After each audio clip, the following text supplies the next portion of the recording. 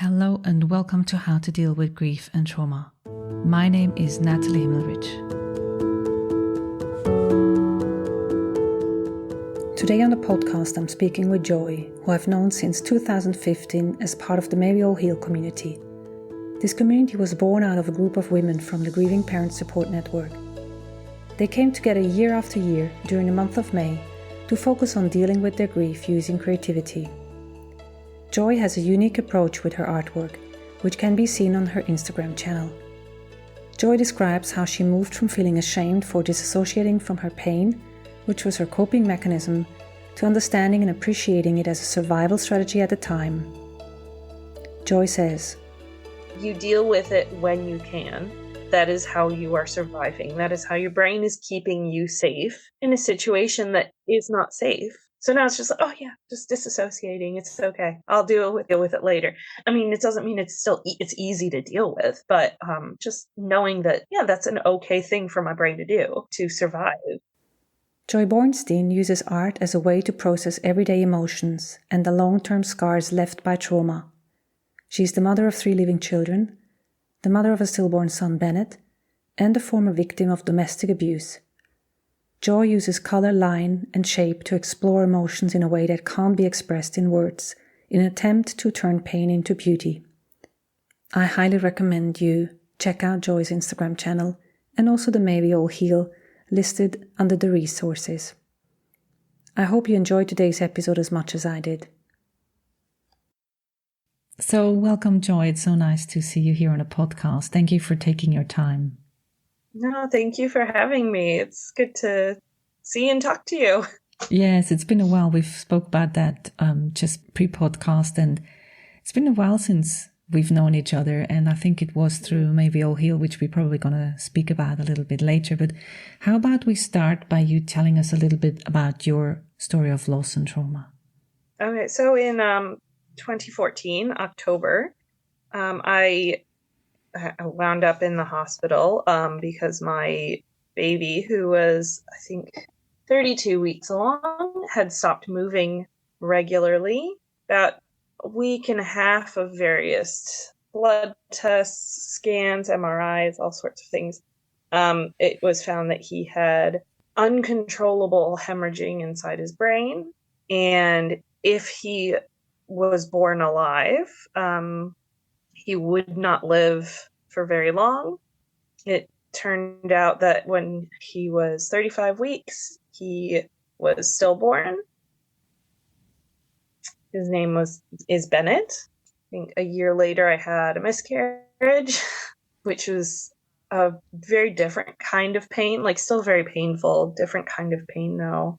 And then in 2019, my partner of then 8 years, my husband, we went through an extremely messy and traumatic divorce. There's a lot of legal issues, a lot of things that both me and my children 3 years later are still having to deal with emotionally. And yeah. Quite a summary. Very short and sweet. Yeah. We mentioned Bennett being born or having to be born in October. So that's now as we record this podcast. And also October is Pregnancy and Infant Loss Awareness Month. How does that wear on your heart given the time of the year?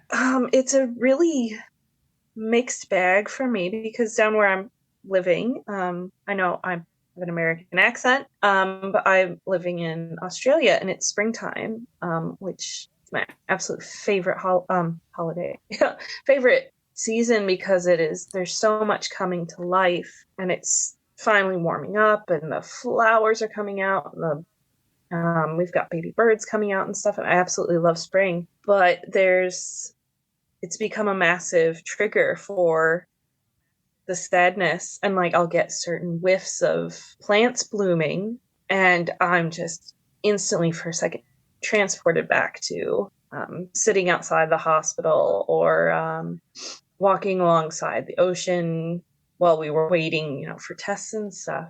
And I'm finding these days, because it's been 8 years, surprisingly, that while I feel the energy of spring and happy and light, I also just don't want to get out of bed. It's not depression. That feels very different. It's just a fatigue that just settles into your bones. That's just, I just don't want to move. Hibernation, I guess, would be the best way to put it. And I mean, even 8 years on, it still takes a while to figure out, oh, that's why I'm feeling so tired. I'm getting, my 8 hours, surprisingly. I'm not doing much through the day, but I'm still just so weary.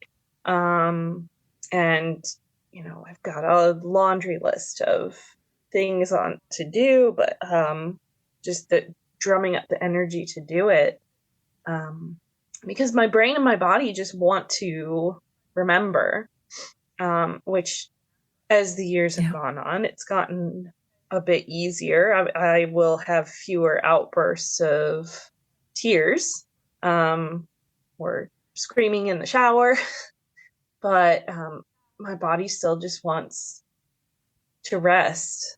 It seems to still need that deep rest to remember, not just remember my baby boy, but to remember the trauma that was inflicted on my body during his short life, and the trauma of his birth and the trauma afterwards. Like, I just really need to still 8 years on rest from that.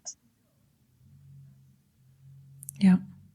I'm glad you mentioned that, the triggers that can be relating to seasons or smells or sight or something that just triggers that. And I can so relate to the fact, for me, that's the beginning of September. And as Ananda May was also born in Sydney, it was the beginning of also spring. But here it's autumn, being in Europe. And still my body, in my case, it's not seasonal, but in my case, it is something that remembers. And as you were saying, it takes a while at the beginning to realize, because it usually starts a little bit before. And then now that I have been practicing this for 11 years, I sort of know it's coming. And still I'm distinguishing, is it this or is it something else? Is it hormonal or anything else? But yeah, I think it's important also for people to hear that and know your triggers. I think is one of the important things that I work with my clients, to understand the triggers, to know when they're coming, and to also decide how to deal with them. You mentioned the trauma that was inflicted in his short life and with his birth and after he was born. Would you like to talk a little bit about that and tell us how you managed that? When he was from the time I first noticed his movement changing, like wasn't doing his morning kick routine, and it was just kind of this every couple of hours, like a slow rotation. I kind of likened it to, as it went on, I could feel him going slower and slower and slower, and I kind of liken it to, if you ever watched a fish in a fishbowl struggling to stay alive, just kind of, flopping a little bit to the surface and trying, like, just those very slow circles that they do, trying to keep breathing. That's what it felt like inside me. I underwent a lot of blood tests, and I don't know anybody that likes needles, but yeah, I like a lot of needles, cannulas being inserted, because we didn't know if I was going to go in for an emergency C-section. I had a life flight, because again, where we are, it's very rural. There were only 2 hospitals that can deal with preemies, and especially very high needs preemies. And then, shoved into an MRI machine, and I really do not like tight spaces. Yeah, just a lot of medical tests. And I mostly, at the time, I just dissociated. It was very much like it wasn't happening to me. I was there and I could feel it all, but it wasn't at the same time. And I still, I guess I still do struggle to a point with actually falling into that memory and allowing myself to really feel the trauma of it. and admit that not only did my baby die, but I was, which is traumatic in and of itself, but like just all of the unknown and the testing and the jabs and the, like I wasn't a person. I was just a thing to be prodded and poked and find out what's wrong with the child you're growing. To acknowledge that was a trauma to myself is still very difficult. And I think I still tend to dissociate from that, the memories of that quite a lot. And I think it's important that you say that, because there's a distinction between wanting to re-traumatize neither you nor people listening, and to understand how does trauma integrate so that we are no longer re-traumatized by thinking about it, that it is part of us, but not overwhelming every moment where we're mentally reliving it. And I think the other thing that you mentioned, the disassociation, is very common. And that's one of the 4 ways that you can react to something that is overwhelming. And when you have to do it, when you have to, wanting to find out what's happening with your baby, you cannot say, no, not doing that, not doing the needles, or you have an interest in knowing. So you can't flee, you can't fight. And I mean, I felt so much shame around that for a long time. And it's been 8 years. I've worked with a couple of different absolutely fantastic therapists in that time who've helped me realize that, that's not shame, or that's not shameful that you just went that, because that seems to be my survival tactic with a lot of trauma, is to just dissociate. I'm like, that's fine. That's fine. You deal with it when you can. That is how you are surviving. That is how your brain is keeping you safe in a situation that is not safe. Exactly. So now it's just like, just disassociating. It's okay. I'll deal with it later.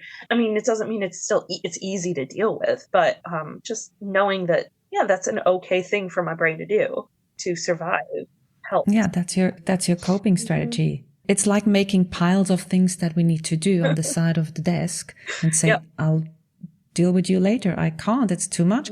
So you pile it up.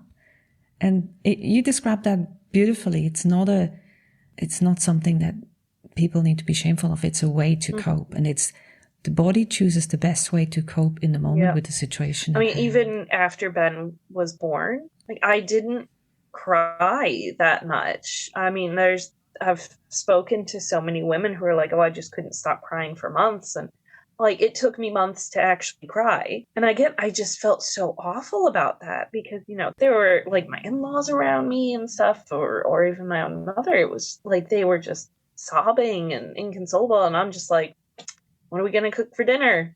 The other kid needs to be fed, needs to be dressed. We should be taking him out to the park and stuff.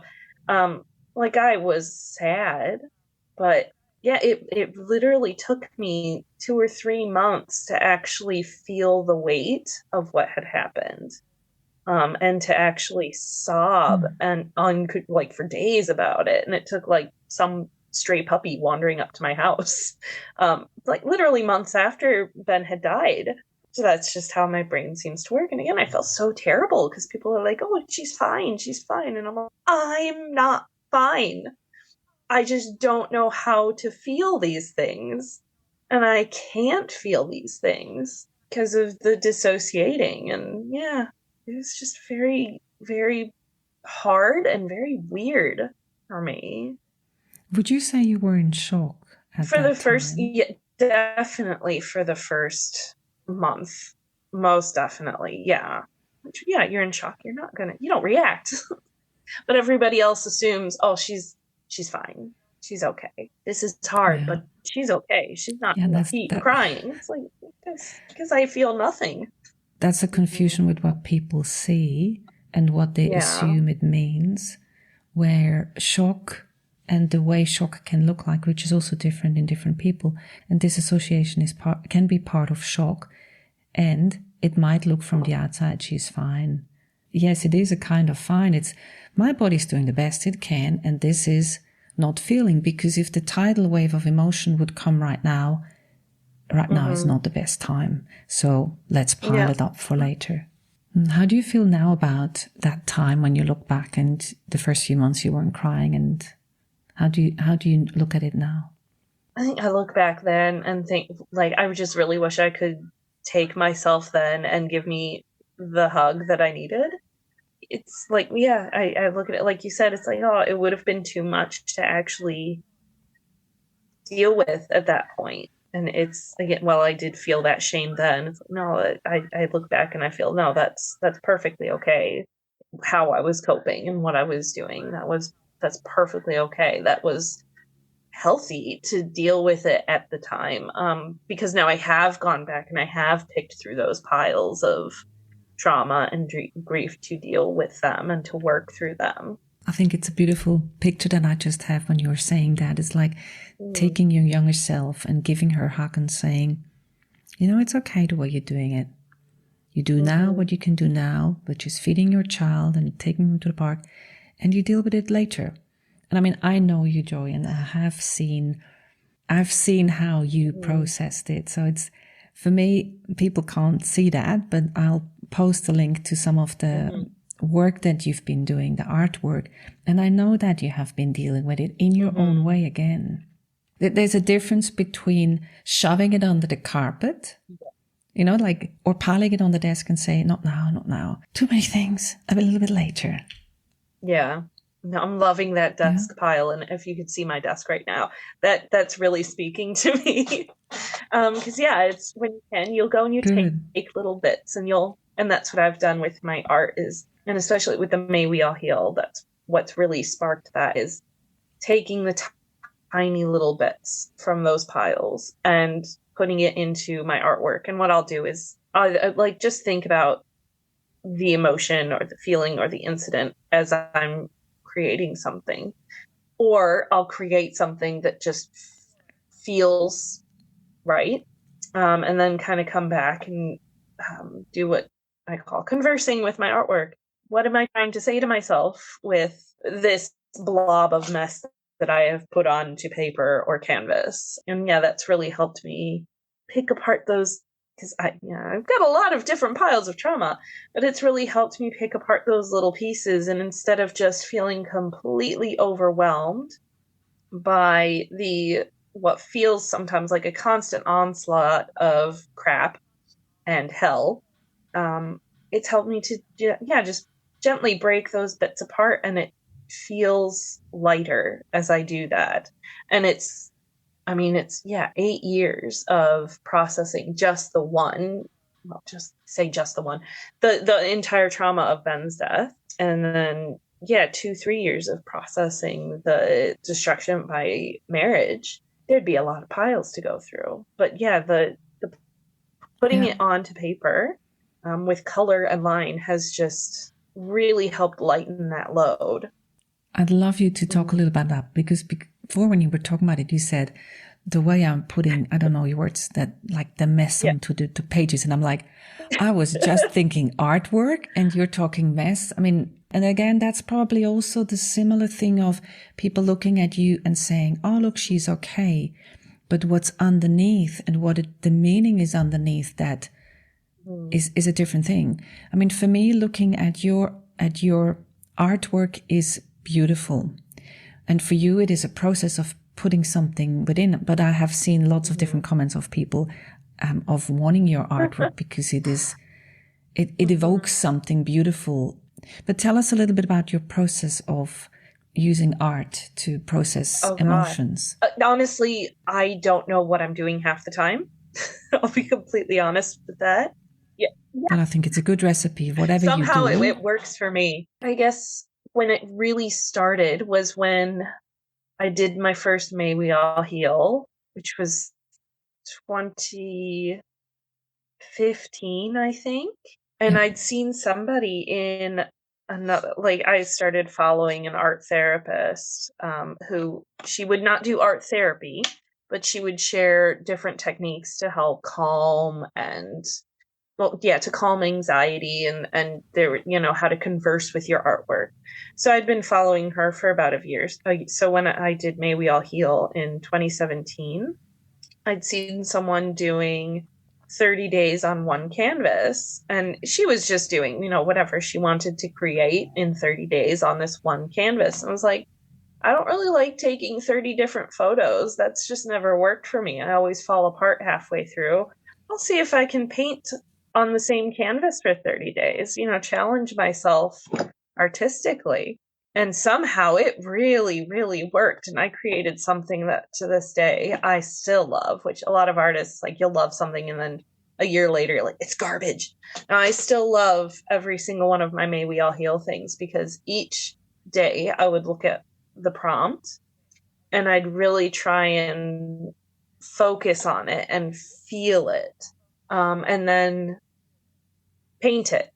I think at first it was like covering the whole canvas, and then it was, doing tiny lines and bits and pieces, and until after 31 days, because May is 31 days, a theme would have emerged through the 31 days of focusing on grief and healing. And I would have created something. I think my first year, I guess I've called her like my little muse, had appeared for the first time in my painting. And she's been a theme that's popped up through a couple of May We All Heal. I'm looking because I'm like, I have one painting over there. Just a theme of powerful hurt, but healed woman kind of, and nature, the intensity of nature kind of just comes into my paintings through focusing on how each of the prompts has made me feel. I've tried to put that on paper and canvas in whatever way I can. I tend to use acrylics the most. I've ventured into paint pens, and what else? Oh gosh, I don't really know what I'm doing when it comes to art. It's just like, what feels good? What is evoking a feeling? How can I put that feeling onto the canvas? And that's what happens eventually. I think that's the part of letting go of thinking about it and letting the process take over. The guidelines that you've given are something. I mean, you start with a canvas. The first day it was like covering the canvas, and then you let each day the prompt inspire you to just create something without necessarily a plan of it's going to be this or that, and just let come what comes out of it. And I think that's already some format that works really well for you, who likes to create something and feel your way through it. So we're going to put the link of the film that I made with one year. I'd love to see, maybe we can collect all the final artwork that has come out as pictures, and then we can share those. Honestly, when I saw what you were doing in the May We All Heal years, it's mesmerizing. And I guess you had a lot of people commenting in that way, because to see the progression that you're going through with one day and the next, that in itself is mesmerizing. I've been really surprised at how many people enjoyed it, because for me, it's a work in progress. And some days I'm making something and I'm like, oh, I love that. Other days, like I said earlier, it's just a mess. I know in the beginning of the May We All Heal prompts, it's just a lot of, for me, what comes out is a lot of hurt and a lot of anger, which, yes, at 8 years, I still have.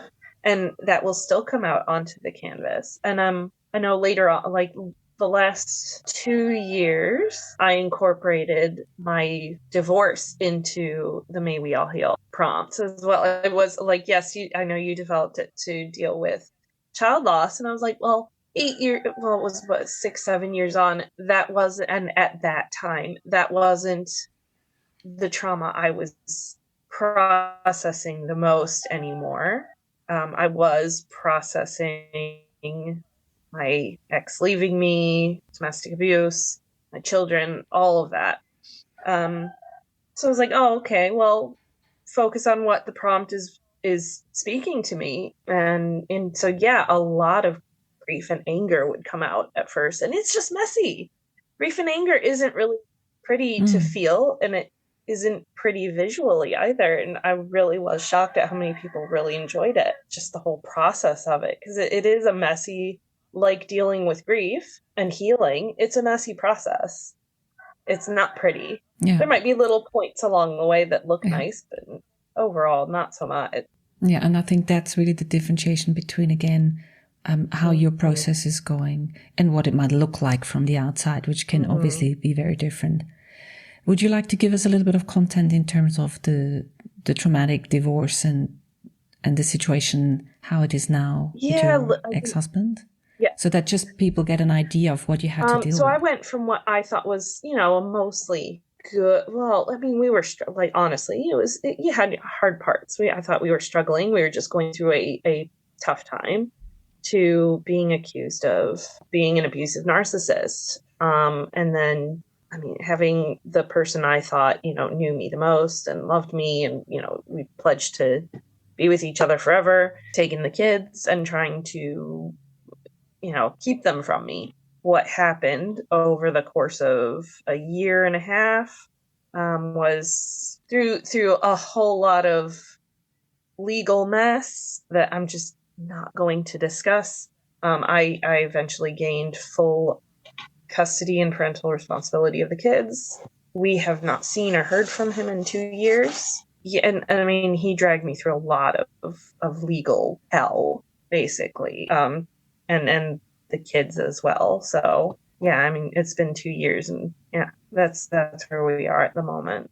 And how is that for the kids to deal with the fact that they haven't seen their father? I mean, you told me before that it is his choice not to be in contact. Did I understand that correctly? That was all his choice. He was offered legal alternatives to having custody. Yeah, that was his choice. They'll say they miss him every now and then because he's their father, and at least with my oldest, he was part of their lives for most of their little lives. So they'll say they miss him, but if there's ever a conversation, it's mostly about they miss their toys. There are other things that happen that were, divorce is traumatic in and of itself for a child. You go from living in one house with both your parents to 2 houses and the back and forth. It's a big adjustment for children. There were a lot of things that happened at that time where they were taken and kept from me for extended periods of time and potentially told that they weren't going to see me again at ages that were when kids are developing their attachment to their caregivers. So there's some issues that we deal with, and they're in therapy for that as well. Thankfully, Australia, we've got some really great, or the dog that was there, they really miss that. There really isn't too much conversation about dad that's led by them. No. Yeah, we've gone through at least one bout of play therapy for the kids. We'll be going through another one because there are still some things that creep up that may or may not be related to the trauma from that time. We have a lot of regressive behaviors time to time.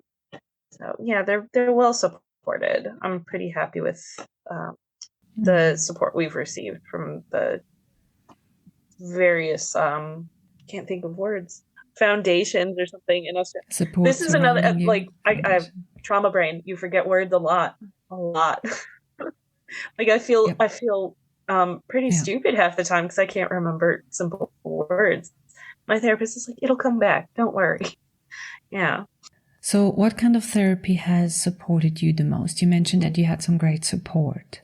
I mean, I had a general counselor at one point. I have had a counselor who was pregnancy and infant loss specific. And then I've had a counselor who was domestic abuse specific as well. And because they specialize in those types of traumas, that's been really, really helpful in making me feel like my feelings are normal. Yeah, my reactions are normal. And then, like we've talked about, just using my art as an outlet. It's good that you mentioned the loss or trauma specific type of support that you have. One of the important factors I see is for people who are looking for support to find that specification that they need, where they feel mostly supported, whether that is one-on-one or whether that is a group format.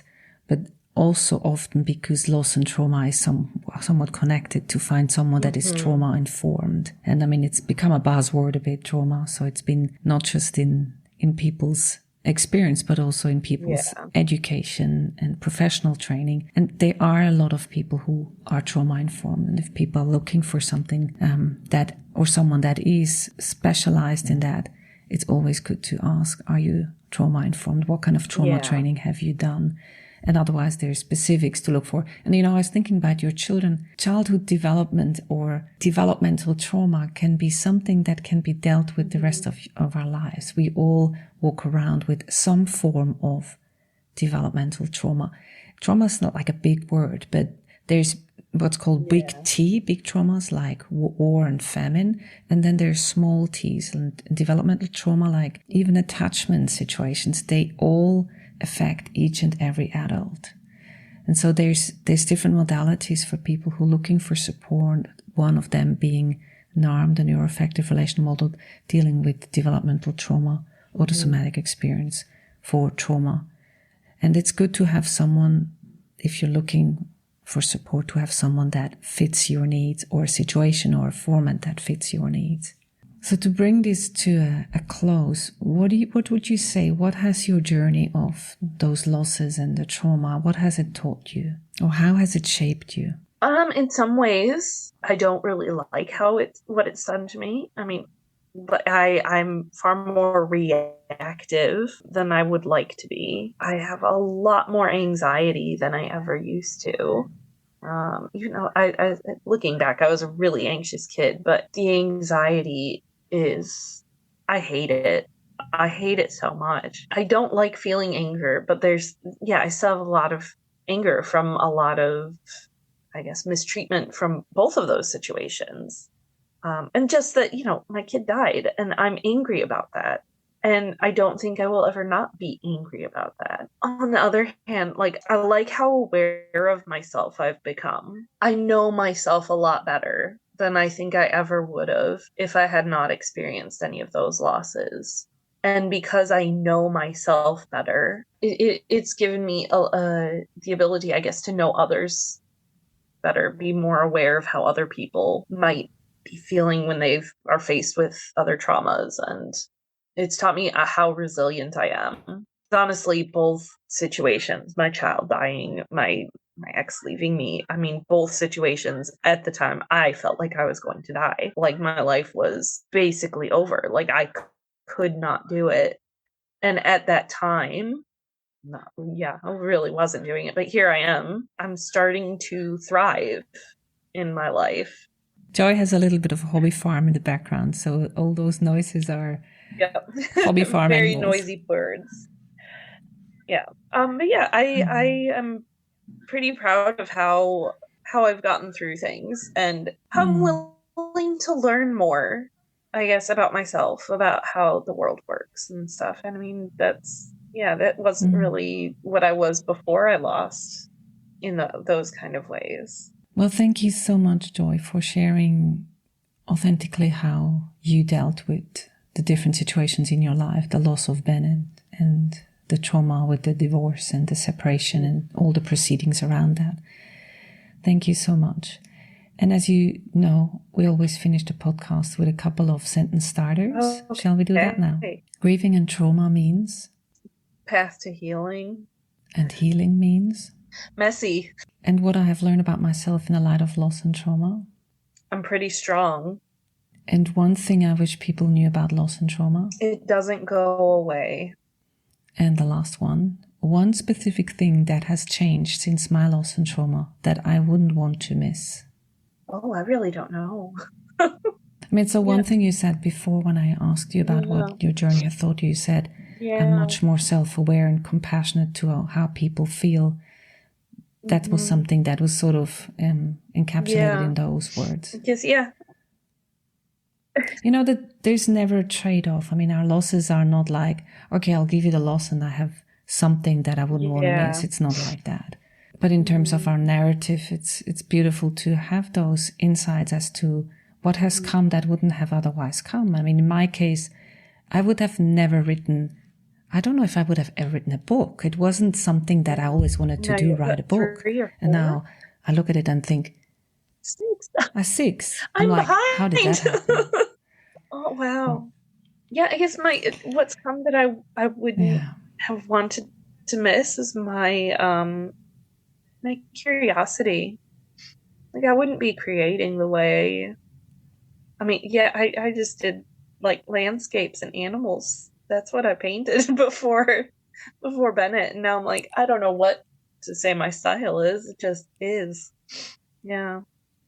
Well, thank you so much, Joy, and it's been a pleasure talking to you again and getting the behind the paintings and that I've seen a little bit more. Thank you so much for your time. No, thank you so much for having me and letting me babble on. Thanks for listening to How to Deal with Grief and Trauma. If you'd like to be updated on future episodes, please subscribe to my newsletter on nataliehimmelrich.com. If you need grief support, please contact me for a 30 minutes free discovery session. How to Deal with Grief and Trauma is produced and edited by me, Natalie Himmelrich. To support this podcast, please rate, review, and subscribe to or follow the podcast on Apple, Spotify, or wherever you get your podcasts. Thank you. And remember to keep breathing. I promise it will get easier.